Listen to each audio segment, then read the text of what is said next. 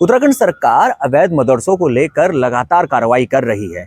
अगर हम बात करें कार्रवाई की तो पिछले कुछ दिनों में 116 से ज़्यादा ऐसे मदरसे जिनके पास या तो सही से कागज़ नहीं थे या वो जिस बिल्डिंग में या जिस घर में वो संचालित हो रहे थे वहाँ पर भी उनके पास परमिशन नहीं थी उनको संचालित करने की।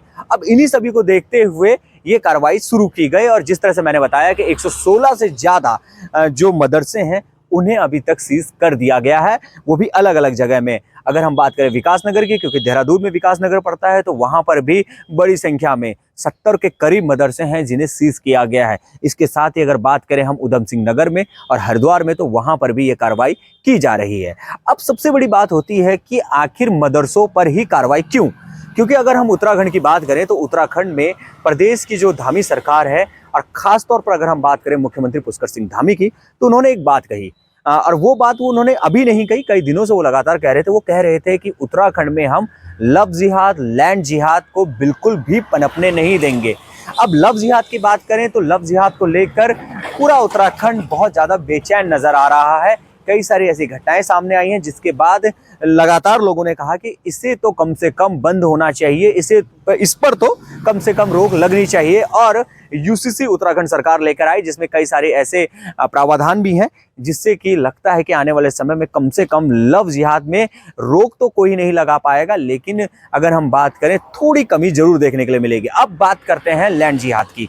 लैंड जिहाद की बात करें, पहाड़ों से अगर हम टिहरी, चमोली, उत्तरकाशी या फिर हम बात करें बागेश्वर, नैनीताल, इन जगहों में ऐसी खबरें रोज आती हैं जहां पर सुनने के लिए मिलता है कि कहीं पर मजार बना दी गई है, कहीं पर अवैध मदरसे चल रहे हैं, बिना परमिशन के जो है लोगों ने जमीनों को हड़प लिया है। आप में से कई लोगों ने तो जो भनपुरा में हुआ था उसको जरूर सुना और देखा होगा कि वहां पर कैसे जमीन को पहले जो है जो रेलवे की जमीन है उसको हड़प लिया गया और अब वहां पर बहुत बड़ी बस्ती बन गई है। इसी तरह की घटनाएं कई जगह से सामने आती हैं। इस वजह से अगर बात करें तो यहाँ पर एक मांग उठने लगी थी कि लैंड जिहाद को लेकर तो सख्त कार्रवाई होनी चाहिए और एक कानून बनना चाहिए। सरकार यूसीसी अब माफ कीजिएगा, सरकार भूमि कानून जो है वो अब लेकर आ चुकी है। इस भूमि कानून की वजह से भी हो सकता है कि आने वाले दिनों में कुछ राहत उत्तराखंड को मिले। अब जिस तरह से सरकार आगे बढ़ रही है और जितनी जरूरत उत्तराखंड को है, मैं पौड़ी का एक छोटा सा उदाहरण देता हूं। पौड़ी में बड़ी संख्या में धीरे धीरे लोग बस रहे हैं और कौन लोग बस रहे हैं किसी को पता नहीं है। देहरादून की बात करें तो देहरादून में तो कई बार ये बातचीत उठ चुकी है कि यहाँ पर भी लोग बड़ी संख्या में बस रहे हैं और किसी को इस बात का खबर नहीं है, कोई ये जानना नहीं चाहता है कि आखिर ये लोग बस कौन रहे हैं, कहाँ से बस रहे हैं। ऐसे में अगर हम बात करें जो ये अवैध मदरसों पे जो ये कार्रवाई चल रही है, इन सबको एक साथ जोड़कर देखा जा सकता है। मदरसे संचालित होने चाहिए, बिल्कुल होने चाहिए अगर हम कहें, क्योंकि कोई व्यक्ति ऐसा भी है जो अपनी धार्मिक शिक्षा लेना चाहता है, लेकिन अगर वो अवैध हैं, उनकी परमिशन नहीं है, तो ये बिल्कुल भी सही नहीं है। ऐसे ही अगर कोई स्कूल भी है, वो स्कूल सही से संचालित नहीं हो रहा, उस पर परमिशन नहीं है, वो अवैध गतिविधि कर रहा, तो उसे भी बंद होना चाहिए।